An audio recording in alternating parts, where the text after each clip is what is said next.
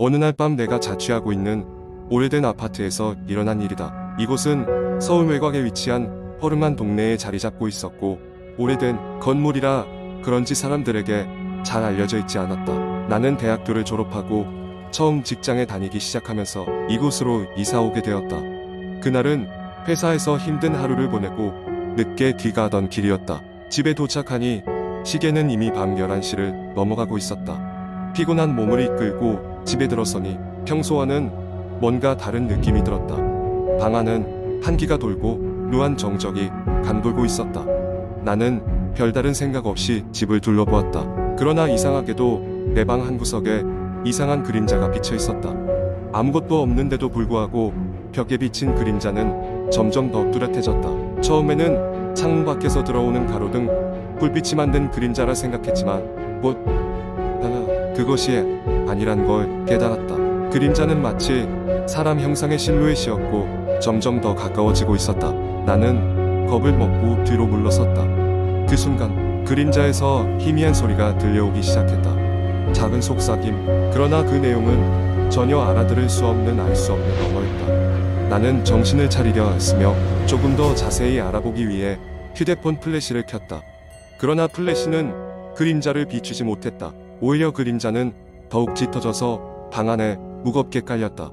그때 방 안의 온도가 급격히 떨어지기 시작하고 내 숨이 가빴다. 무언가 있다는 생각밖에 들지 않았다.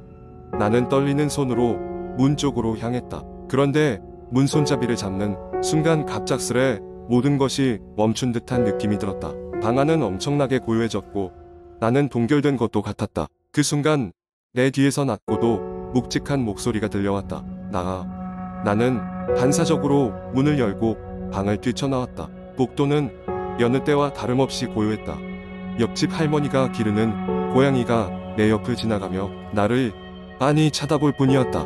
나는 식은땀을 흘린 채로 계단을 뛰어내려갔다. 복도를 가로질러 1층 로비에 도착했을 때 나는 잠시 숨을 돌릴 수 있었다. 그 사건 이후로 나는 그 방에 들어갈 용기가 나지 않았다. 결국 나는 며칠 후 급히 이사를 결심하게 되었다. 짐을 챙길 때도 나는 누구에게도 영문을 설명할 수 없었다. 그리고 당일 마지막으로 방을 비울 때 어두운 구석에서 그 그림자는 나를 조용히 바라보고 있었다.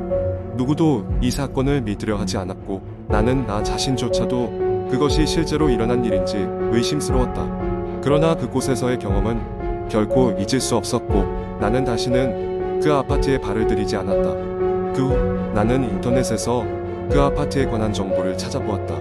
놀랍게도 그 아파트는 과거에 여러가지 미스터리한 사건들이 일어났던 곳으로 유명했다는 사실을 알게 되었다.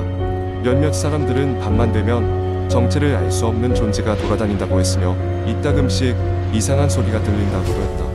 나는 그 일이 일어난 방이 예전에 어떤 일이 있었던 방인지를 알 수 없었고 더 알고 싶지도 않았다.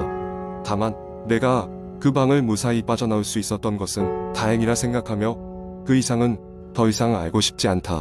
그저 내가 그곳에서 살았던 몇 달 동안의 경험이 그저 기묘한 꿈이었기를 바랄 뿐이다. 두 번째 이야기. 어느 날 밤 서울 변두리의 작은 마을에서 일어난 일이다. 그 마을에는 일찍이부터 여러 무서운 이야기들이 전해져 내려오고 있었다. 특히 사람들은 오래된 폐가에 대해 다양한 괴담을 만들어냈다. 몇십 년 전 그곳에서 가족이 참혹한 사고로 사망한 이후로 아무도 그 집에 들어가지 않았다고 한다. 하지만 호기심 많은 젊은이들은 그 공포의 장소를 탐험해보고 싶어 했다. 친구 셋, 지수, 비노, 그리고 유리는 그날 저녁 학교에서 함께 모여 폐가를 탐험해보기로 했다. 달빛이 흐릿하게 비추는 밤, 그들은 무장을 하고 폐가로 향했다. 집은 멀리서 보아도 음산한 분위기를 풍기며 마치 그들의 방문을 기다리고 있는 것 같았다. 곰팡내와 습기가 가득한 그 집은 들어가는 순간 모두를 긴장하게 만들었다. 거실에는 오래된 가구들이 먼지를 뒤집어 쓴 채 놓여 있었고 벽에는 색이 바래고 희미해진 가족 사진들이 걸려 있었다. 민호가 눈치를 채고 말했다. 이 방금 날 보며 웃는 것 같아. 다른 친구들도 그의 말에 동의했다. 무언가에 홀린 듯 그들은 위층으로 향했다. 계단을 올라갈 때마다 삐걱거리는 소리가 온 집안을 울렸다. 2층에 도달하자 그들 앞에 여러 개의 방들이 그 모습을 드러냈다. 그들은 가장 큰 방부터 탐색하기로 했다. 그 방은 옛 주인들이 사용하던 침실이었다. 바닥에는 녹슨 쇠로 된 오래된 침대가 놓여 있었고 그 주변에는 기괴한 낙서와 함께 이상한 모양의 물건들이 널려 있었다. 그때 유리가 갑자기 무언가에 발이 걸려 넘어졌다. 그녀가 기절하는 순간 벽에 걸린 거울이 깨지면서 수많은 유리 조각들이 사방으로 튕겨나갔다. 그 와중에 지수는 생각지도 못한 광경을 목격했다. 거울 너머로 강렬한 빛과 함께 나타난 것은 흰 소복을 입은 여인의 형상이었다. 그녀는 마치 말을 걸듯 그들을 쳐다보고 있었다. 두려움에 휩싸인 지수는 비명을 질렀고 민호와 유리는 재빨리 그녀를 일으켜 세웠다. 그들은 집 안을 탈출하기 위해 급히 문으로 다가갔지만 알 수 없는 힘에 의해 문이 열리지 않았다. 그 순간 여인의 형상이 점점 그들에게 가까워지기 시작했다. 사방에서 들리는 기괴한 속삭임과 웃음소리는 그들의 귀를 때렸다. 계속해서 문을 두드리고 열쇠를 돌려보았지만 문은 꿈쩍도 하지 않았다. 결국 그들은 거실로 도망쳤고 그곳에서 다행히도 창문이 열려있는 것을 발견했다. 창문을 통해 하나씩 탈출하기 시작했고 마지막으로 민호가 창문 밖으로 나오려는 순간 무언가가 그의 발목을 붙잡았다. 그것은 전에 봤던 여인의 하얀 손이었다. 그 순간 민호는 엄청난 공포에 휩싸였지만 끝까지 숨을 멈추지 않았다. 친구들이 밖에서 그를 필사적으로 끌어내었고 결국 그 여인의 소나기에서 벗어날 수 있었다. 세 친구는 그 이후로 다시는 그 집 근처에 가지 않았다. 그리고 그날 밤의 일은 아무에게도 이야기하지 않았다. 다만 그들은 서로 약속했다. 어느 날 그 집이 아직도 그곳에 서 있다면 절대 가까이 가서는 안 된다고. 시간이 흘러 몇 년이 지났고 그 집은 결국 철거되었다. 하지만 그 자리에는 아직까지 이상한 소문들이 계속해서 들려오고 있다. 사람들이 그 근처를 지날 때마다 이상한 소리를 듣는다거나 없어진 물건들이 갑자기 그곳에서 발견된다든지 하는 이야기들이었다. 아무도 그 집이 있었던 자리에서 일어나는 일들에 대해 정확히 설명할 수는 없었지만 한 가지는 확실했다. 그곳에는 아직도 무언가가 남아있다는 것이다. 세 번째 이야기. 깊은 산속에 자리잡은 작은 마을. 그곳은 언제나 안개에 쌓여 있었다. 주민들은 이 고요하고 적막한 마을을 자신들의 고향으로 여기며 평화롭게 살아가고 있었지만 이 마을에는 하나의 금기가 있었다.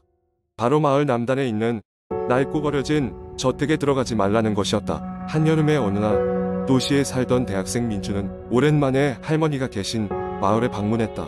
어릴 적 여름 방학마다 찾았던 그곳은 여전히 변함없는 정취를 간직하고 있었다.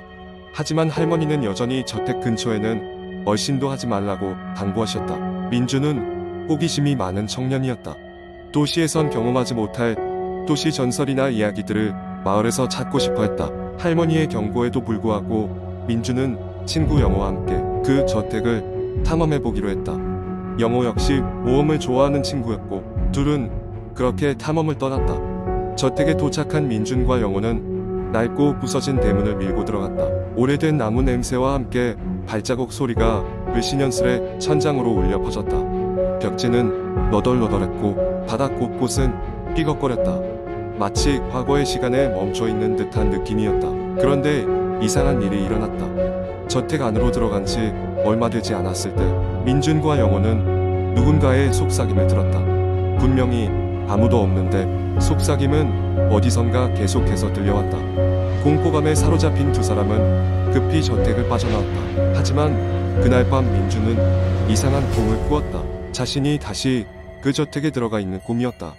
꿈속에서 민준은 저택의 방 하나에 들어갔다. 그 방에는 낡은 피아노가 있었고 피아노 건반 위에는 오래된 사진 한 장이 있었다. 사진에는 낯선 가족이 찍혀 있었지만 그들 중 한 사람의 얼굴은 마치 알고 있는 사람처럼 친숙하게 느껴졌다. 다음 날 민주는 그 꿈이 계속 신경 쓰였다. 영호에게 전화를 걸어 어젯밤 꿈에 대해 이야기했고 둘은 다시 한번 저택에 가보기로 했다. 다시 찾은 저택에서 민준과 영호는 꿈속에서 본 그 방을 발견했다. 그리고 정말로 방 한쪽에는 피아노와 낡은 사진이 있었다. 민준은 사진을 집어들었다. 그 낯선 가족의 얼굴을 자세히 들여다보던 참에 영호가 말했다. 이 사진 이상해. 이상하. 너를 닮았어. 둘의 등골이 서늘해졌다. 민주는 자신이 알지도 못하는 이 마을의 전설에 얽힌 무언가가 있음을 느꼈다. 그들은 황급히 저택을 빠져나와 마을로 돌아왔다. 마을로 돌아온 후 민주는 할머니에게 사진에 대해 물었다. 할머니는 한숨을 쉬며 말문을 열었다. 오래전 그 집에는 큰 비극이 일어났다고 했다. 그 가족은 마을 사람들과도 교류하지 않고 저택에 틀어박혀 살았으며 어느 날 갑자기 보이지 않게 되었다는 것. 그러니 사진 속의 인물이 자신을 닮았을 리가 없다는 것이었다. 민주는 너무나도 혼란스러웠다. 이후로도 그 저택은 계속해서 꿈에 나타났으며 그럴 때마다 그는 묘하게 끌리는 기분을 느꼈다. 민주는 그곳에 어떤 비밀이 숨겨져 있는 건 아닐지, 자신과 관련된 무언가가 있는 건 아닌지를 계속해서 고민했다. 마을 주민들은 여전히 그곳에 가지 말라며 경고했지만 민주는 이미 그 매혹에서 벗어날 수 없었다. 결국 민주는 다시 저택을 찾기로 결정했다. 이젠 오직 진실을 마주하고 싶다는 일념뿐이었다. 저택에 들어선 그는 이미 익숙한 향내를 맡으며 피아노가 있는 방으로 향했다. 그리고 피아노 커버를 열었을 때 건반 밑에서 또 다른 낡은 일기장을 발견했다. 일기장에는 그 집에서 살던 이의 이야기가 적혀 있었다. 그 가족은 외부와 단절된 채 살아가며 무언가에 홀린 듯한 상태로 지내고 있었다는 내용이었다. 마지막 장에는 짤막한 문구로 이렇게 끝맺음되어 있었다. 어쩌면 우리는 민주는 말을 잊지 못하고 일기장을 덮었다. 그 순간 다시금 그 익숙하면서도 낯선 속삭임이 귀에 스쳤다. 이번엔 분명히 들렸다. 우리를 잊지 말아요. 그 순간 민주는 그 집과 연결된 또 다른 시공간의 단서와도 같은 공포와 슬픔이 자신에게 전해졌음을 깨달았다. 저택은 그저 버려진 것이 아니었던 것이다. 어떤 사연이 그곳에 숨겨져 있었고 자신과 무언가로 연결되어 있었는지도 모른다는 생각에 이르렀다.